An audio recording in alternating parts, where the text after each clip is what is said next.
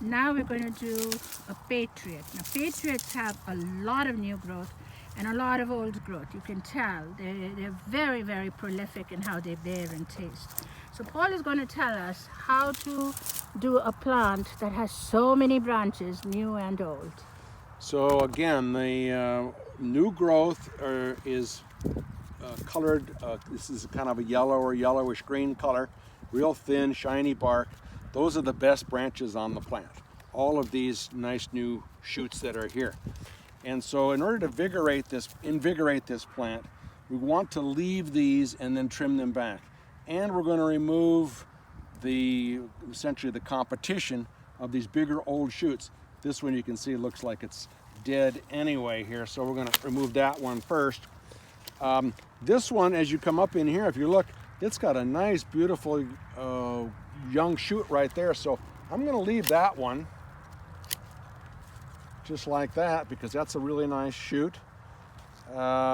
This one I'm going to cut back to just one. Again, trying to invigorate it. And I don't really have anything up in here that's a really good shoot on here. Just has hundreds of little buds. And so I'm going to come back and cut that to right there. Wow. I still have this nice one there.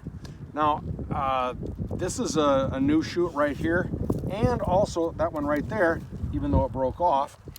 So that's a good shoot that we want to keep. This one here, and that one. So I'm going to come in here and remove this whole thing here. Again, we had very little new growth up on top of here, and actually some of these branches look like they were dead. So I'm going to come back to this, and I'm going to cut it to just one shoot there. I'm going to cut this one to one shoot. I'm going to leave this one because it's a nicer looking one than this other one. There, like that. Okay. And then over here, we've got a tiny little shoot. Don't want to cut it off completely, but if you left it there, it would have, that's a flower, and each one of those flowers has a potential of 4 or 5 fruit. So that's way too much fruit for that tiny little shoot. So we just want to start this over, so we're going to cut it back to there. And then over here, since I have that one really nice shoot right there, I'm going to also remove this one. So that's basically the shoots that I'm going to leave on this plant. Oh, wait a minute, I forgot this one over here. So we'll do the same thing here that we did on this one, is we'll cut this back like that. And then because I'm going to dig this up and transplant it and cut off a lot of the root system, I don't want to leave these buds up in here to flower and set fruit. I'm going to come back into here, approximately in there, because I really want to invigorate this. I'm transplanting it, cut it right there.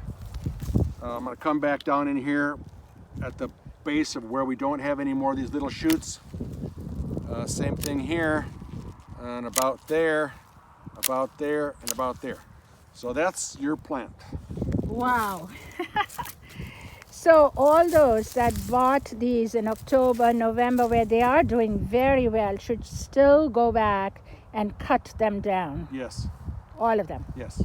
All right. And this is a finished Patriot. Because you have to look at it over the long term. Yes. If you just left everything there, yes, you'd get some berries this coming year, but the plant would be stunted and would never take off and grow like it should. Okay. What you want to do is encourage this thing to send out a whole bunch of new roots and establish itself into the soil where you've planted these or where you're going to plant these, and then they'll take off in the future and do really well. What about gophers? Many people in Sebastopol have gophers. Now these are old roots, but they're going to send out new roots. So do they need to put them in gopher baskets? Yes, I would encourage you to put them in gopher baskets, big gopher baskets. Okay. At least out into here, so that you have a diameter. So about a 24-inch. Yes, something like that, because you're gonna get plants that have quite a bit of root system there. And what about moles? Do they worry them? Moles aren't a problem, other than they're just kind of a nuisance. Okay. Moles feed on earthworms and grubs and things like that in the soil, and of course gophers feed on plants. So you do want to control the gophers. one of the things I like to tell people to do is to trap the gophers. Get yourself some gopher traps. I personally like cinch traps, but just about any kind of trap will work. And the key to catching gophers with traps is to be more persistent than the gopher. And you have to remember that that's where the gopher lives. So the gophers are very persistent.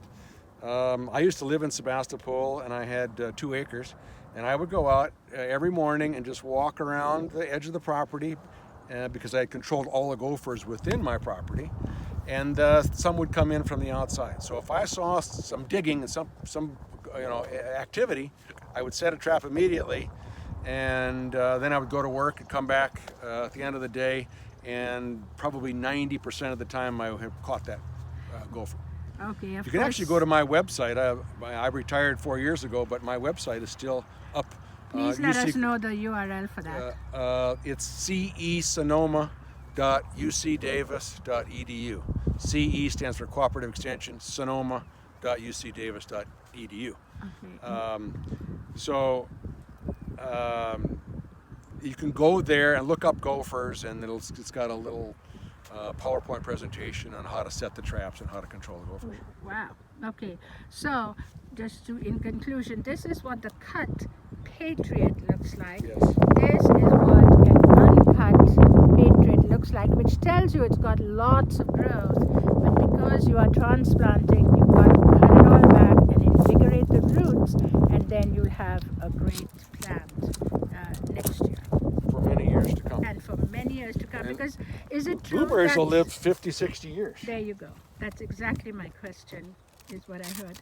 So 50, 60 years, if you can do without 1 year of fruit, yes, you will get a very healthy plant. And then every year you prune it. Do they prune it back every year like this, or it's only because they're transplanting? No, only because you're transplanting would you cut it back this severely. Okay, now if I was not transplanting, like next year, how would you prune a plant like this? Okay, so this is a nice example. Again, we've got a couple of nice shoots over here. There's one there. There's one over here. And if we didn't prune this, what we would have is oodles of little shoots here, which we have, all these teeny little shoots. One of the keys about pruning blueberries is you want to remove a lot of the little growth, a lot of the little finely branched growth. All that's going to do is give you lots of flowers and teeny little fruit and too much fruit. Yes, yeah. So much fruit that it will actually stunt back the plant. So on this plant, I'm going to do some of the things that I did similar to over there, but not quite as severe. And so I'm going to cut that to there. Second year pruning, not the first year pruning. Right. Okay. And so I'm going to cut this back here. I'm going to leave some of these shoots up in here, but over in the other one, I cut them all the way back. So here I look for where is a nice good branch, and you can see I've got it right there. There's a nice branch on the end of that one. Here's a nice branch on the end of this one. These are some other things that are growing up in here. This one, if you look at this, I don't really have anything on that. So that's a candidate. It's right in the middle of the plant. That's a candidate for complete removal. And is it true that you should keep the center open so sunlight can get in? Yes, if you can. Like a champagne glass? If you can, keep them open like you would an olive tree, something like that. Okay. Okay, so again, we're going around the plant. This has got a couple of nice ones here, but I don't want to leave too many, so I'm just going to leave that one. That's a nice one there. You don't have trouble choosing. Come up over here. There's a nice one right there. I'm going to leave that one. This one I don't really have anything, so once again, I'm going to come and take that one out completely. Here is a nice one that we're going to leave right here. That's also a nice one, but it's real horizontal, and you never really get anything good out of a horizontal shoot. So we're going to leave that there like that. This is a nice one, right down from the base, right down from the ground. Get rid of all this stuff so you can see what we're doing. Here's a perfect example right here. We're going to come in and cut this one to right there, remove all that old stuff, and leave that nice new shoot there. And then the same thing over here on this one. I'm going to cut that there, and I'm going to cut this one off because I like that one growing out at that angle. Right, you don't want it coming in and You don't want it blocking growing back in the sunlight. inside. Yeah. And we can do that here as well. I might leave a couple on here on this one. Okay, so there we have the basic structure. Now what we want to do is come in and thin these out a little bit because there's still too many shoots on here. Because these plants are not really vigorous. There's some vigor, but not a lot. Okay, so I would cut that back to there, and I could leave the rest of this to have some fruit on it. And I would cut this one back to here, so I've got a few fruit that I'm going to get there. I would get some fruit here on this one as well. I'm going to cut this one back a little bit like that. I'm still going to get some flowers and fruit on it. Same thing here. Get a little bit there. Same thing there. Oy. Same thing right here. So I'll get, you can see the flowers beginning to grow right there already. Yeah, but there won't be more flowers, right? The berries. No, there won't be any more. Less. There won't be any more flowers. But this is also a plant that needs to be invigorated. Invigorated. Yes. Yeah. Okay. Even though we're not transplanting, it still needs to be invigorated. So I cut that to there like that. This is not going to give me anything because you can see that's just bunch of old growth on there. See it? Okay, now I'm in. And then over here, same thing with this. We would take that off because that's just a bunch of old dead growth on there. I would leave a couple of these on here. And you can see there's a lot of little teeny growth on there as well. So we're going to have to cut that back, cut this back. Okay, and moving around the plant, you can see this bunch right in here. There's just too many. So we're going to thin that out a little bit. This is one of the nicest branches on the whole plant. My inclination would be to cut it back into here, almost as if we were transplanting it, just to get it to send out a nice new shoot. Cut that back to there, cut that to there. So we're going to get something here for fruit. We'll cut this here. We'll get a little bit of fruit on the tip of that. There's a flower bud right there. We come over here. I'm going to cut that to there. We'll get a few fruit on here. And there we've gone all the way around the whole bush. I forgot this one here.